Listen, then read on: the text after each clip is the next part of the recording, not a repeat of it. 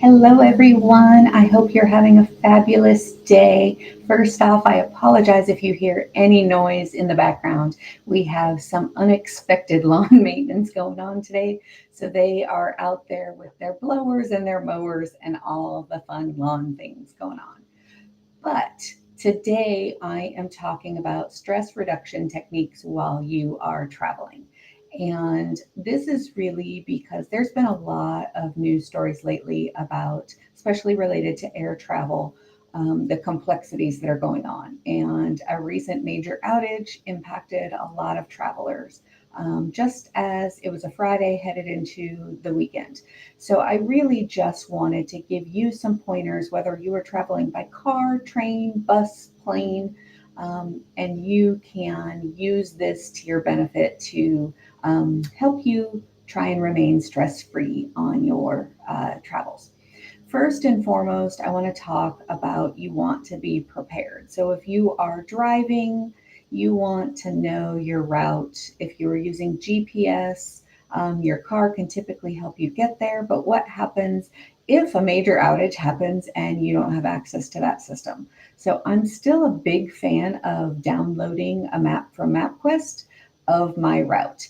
And this gets to my phone and I can access the PDF on my phone. If you have a printer in your home and you'd like to print it out, you can print it out. Keeping in mind that if your GPS is working, sometimes it will reroute you for reduced traffic patterns. And so you want to be aware that that might impact your saved document. Second, I want you to pack for the occasion and I want you to consider the area that you are headed to. I'm going to use Florida as an example. Florida has some very temperamental weather, and you can go from an 85-degree day down to a 50-degree day. Pack what you can based on the trending weather conditions, but always pack at least one outfit that is a backup for your other side of the weather possibilities that you might encounter. It's pretty easy to find ways to wash laundry on the go, and you just want to be prepared for that. One of the other things I want to talk to you about is downloading some of your favorite apps or music. We all have phones that allow us to take things with us on the go. If you like meditation, find a great meditation app. If you like calming music, find your calming music, but find those things that you can take with you and have on the go. Second, I want to talk about being healthy on the go. So I'm a big fan of Zicam. I always take it with me on my trips. You never know when you're going to be exposed to someone that might have a cold. So I always have that available in my luggage. I also love to take a few of my favorite things with me, photos, anything that's just going to make you happy if you're encountering an unexpected travel delay. I also want to talk to you about trying to keep your regular routines leading up to your trip and during your trip. We all have our best sleep patterns. We all have our best management patterns and dietary patterns. Now, when you change time zones, you are typically going to upset at least those sleep and eating patterns, but try and maintain as close to normal as you can, conducive to your situation. This is going to allow you to manage yourself better, manage your day better, and really, if you're like me and you are a migraine sufferer, it can help you minimize the impacts of migraines while you're traveling.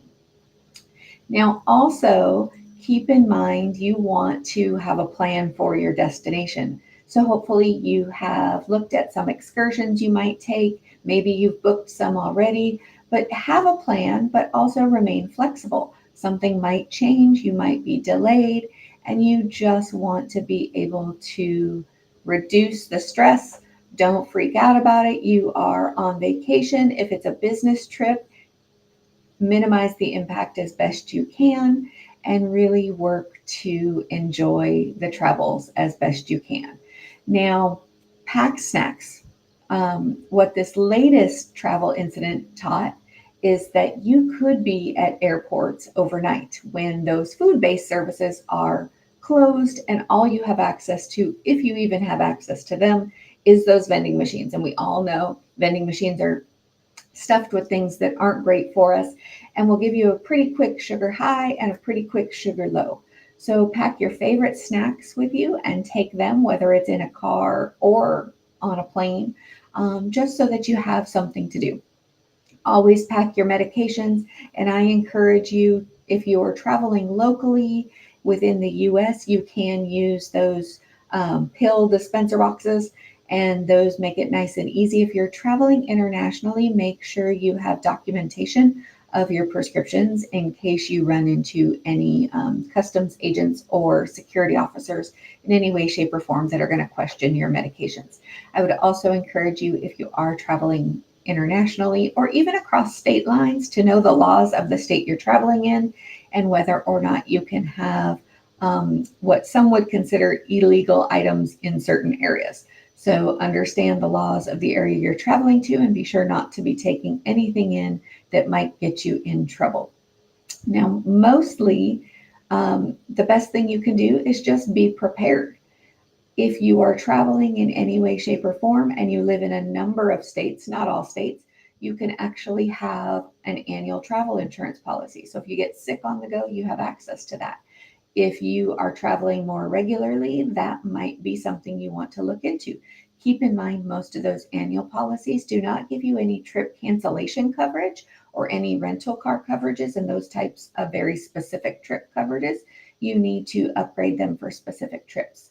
And last but not least, notify your banks, notify your credit unions, notify those financial institutions that you are working with that you will be traveling. Some of them say they don't have to anymore. They can see your purchase history and know that you are going to be traveling. But if you're using multiple suppliers, that could put you at risk.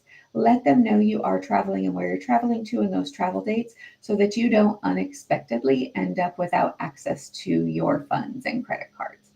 I'm here to support you in any way, shape, or form that I can.